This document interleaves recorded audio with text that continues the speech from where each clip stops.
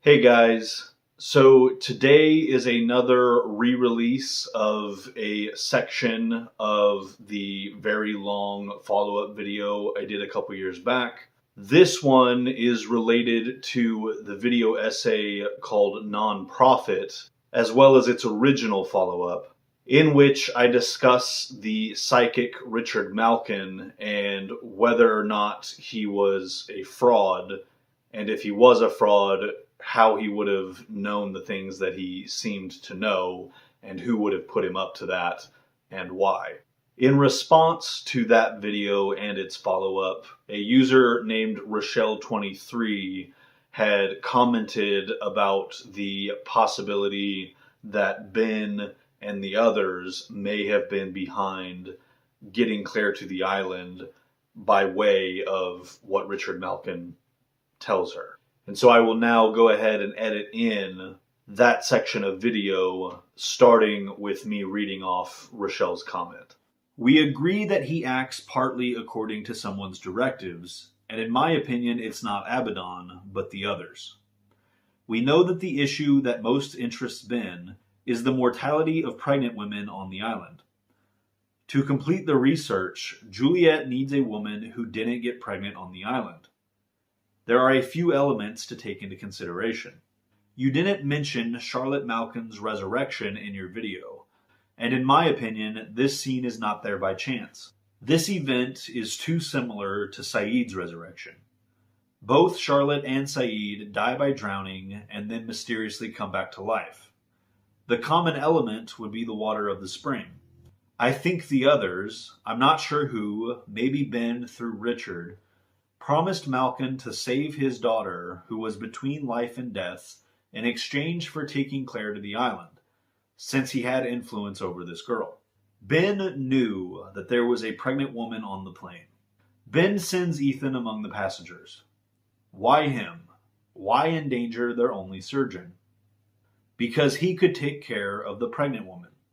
But Ben sends Ethan and Goodwin among the passengers right after the plane crashes on the island and before he reads the flight manifest. Ben asks Mikhail for the detailed files on every passenger only after he has sent Ethan. Ben says to Juliet, then we'll find more mothers. Who knows, maybe there's one on that plane. It doesn't seem an assumption, but a certainty. We know that in these days, Richard is not on the island. On September 22nd, he shows to Juliet a live video of her sister Rachel. Malkin gives Claire the money and the plane ticket on September 21st, and his daughter's incident happens within these few days. Richard has the opportunity to meet with Malkin. The fact that Malkin doesn't act completely alone is supported, in my opinion, by two factors.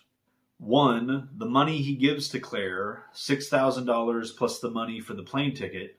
I don't think he paid this money out of his own pocket, and we know that the others and Ben have various resources. And two, his daughter's resurrection. It's after this incident that he changes his mind on Claire's baby. This implies that Ben knew about Flight 815, or Richard did, or only Malkin, considering the nature of his visions. So yeah, there is a lot there that I feel is worth addressing. I guess I'll start with the fact that I do disagree about Ben having any prior knowledge about 815 or its passengers. After the plane crashes, he does go to Mikhail and he has to ask him for the details of what flight it was, where it was headed, how many passengers were on it, etc.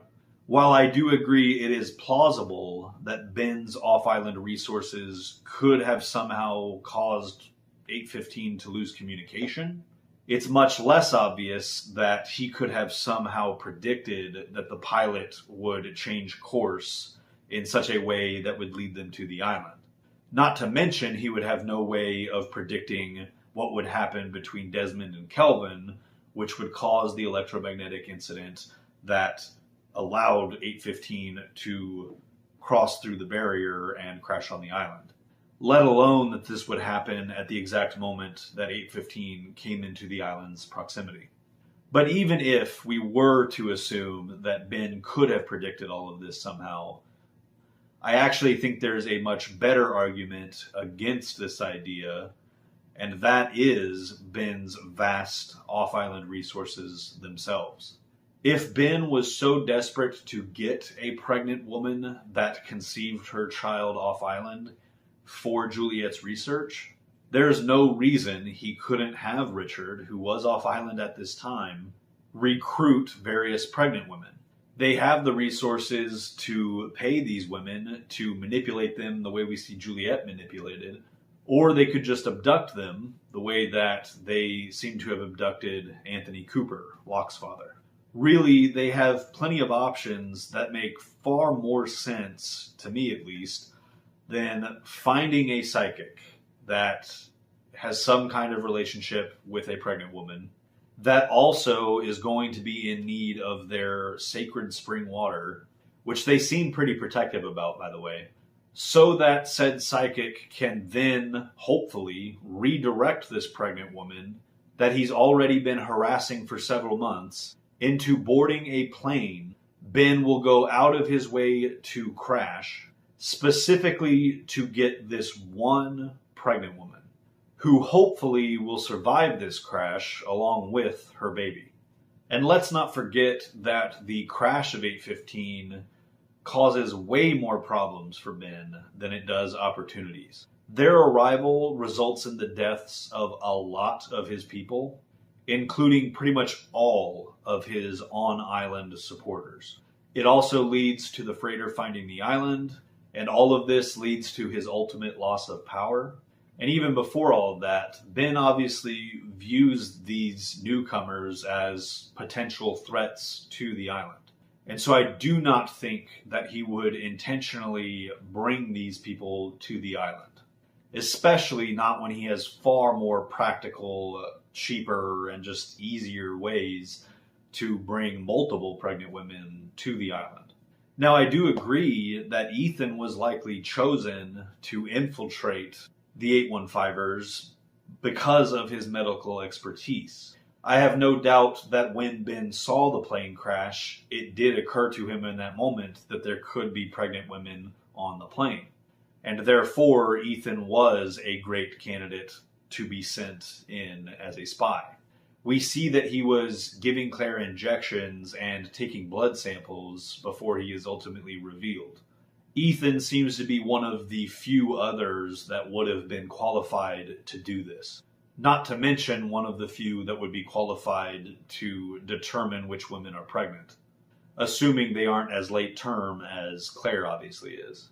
That is, after all, why Ben eventually sends Juliet in season 3, because she is uniquely qualified to assess the pregnancy situation of women.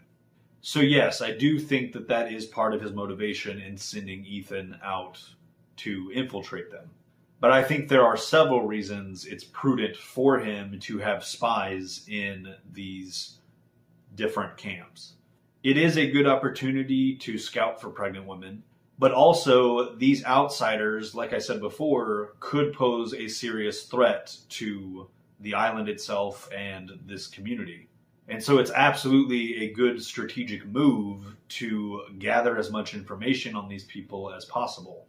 Along those same lines, without knowing what caused this plane to crash or why it was even in the area of the island to begin with, it would be a legitimate concern for Ben to have that someone on this plane, or multiple someones, could be an agent of Widmore's. I've talked in previous videos about how I believe Widmore has made multiple attempts to infiltrate the island in the time since his exile. So after seeing the plane crash, Ben's immediate first two actions are first to get 2 of his men into each of the camps to assess who these people are as individuals, what their personalities are like, etc. And sure, scout for pregnant women. And then his second action is to go to Mikhail and have him start gathering detailed information on all of the passengers. Doing both of these things simultaneously allows Ben and his people to properly assess exactly who each of these people are which of them pose the greatest threats, and which of them would actually be amenable to their way of life. That way he can recruit some of them that he feels would be a valuable addition to their society. As for what Ben says to Juliet, then we'll find more mothers. Who knows? Maybe there's even one on that plane. I personally don't feel like this is meant to come across as a certainty. This was an international flight with hundreds of passengers. It seems reasonable to me that he would expect there to be a possibility of a pregnant woman on that plane.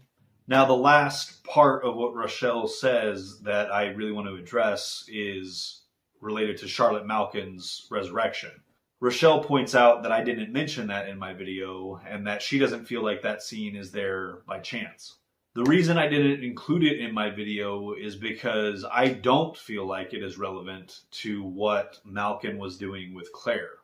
But I agree the Charlotte Malkin storyline isn't there by chance. I think it is indeed very relevant to the story in which it is introduced. That being Echo's flashbacks. The prominent theme of that episode, that being question mark, is belief versus rational explanation. In Echo's flashbacks, Charlotte's mother believes she was resurrected, whereas her husband is convinced that it was just hypothermia combined with an incompetent coroner, which is a perfectly realistic, rational explanation. Now, in these flashbacks, Echo ultimately sides with the father. He is inclined to accept the rational explanation. This is in direct contrast with the on-island storyline, in which Locke and Echo discover the Pearl Station, which gives a very rational explanation for the button. Locke is now more certain than ever that the button is not real.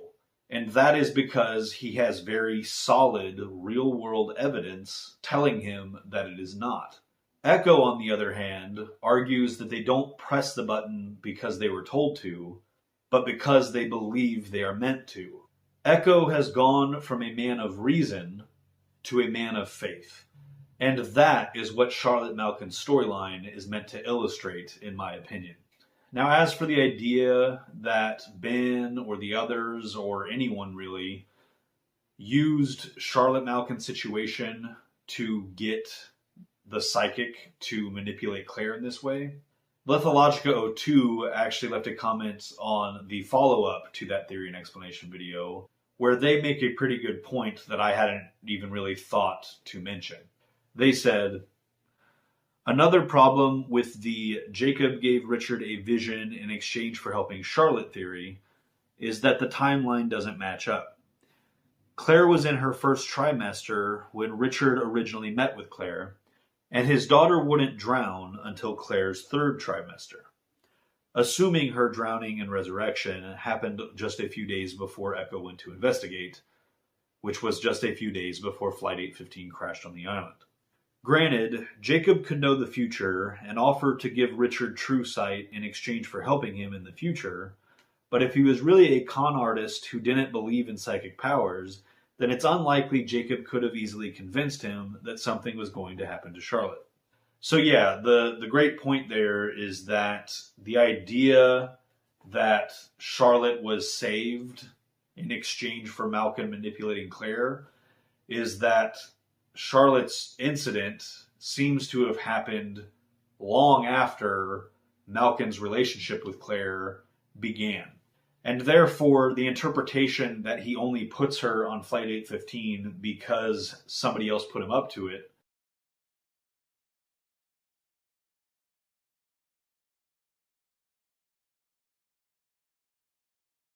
relies on the notion that everything he was doing earlier with Claire was motivated by something else entirely.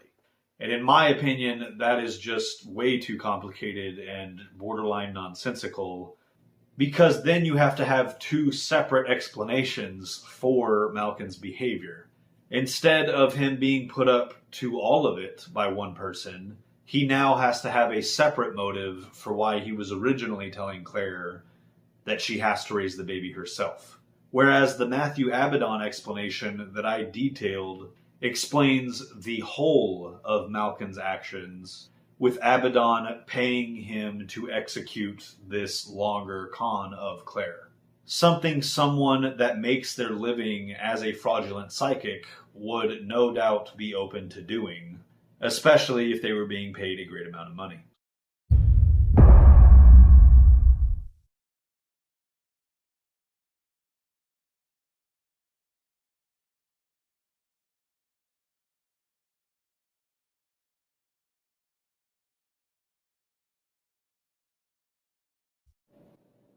Oh, you're still here. Hopefully that means you enjoyed this video. If so, please consider sticking around and being a constant for this channel by clicking right up here to subscribe. And don't forget to hit the bell icon if you would like to be notified when more videos like this one arrive. In the meantime, feel free to check out previous content from this channel by clicking here or here. Oh no. Please subscribe.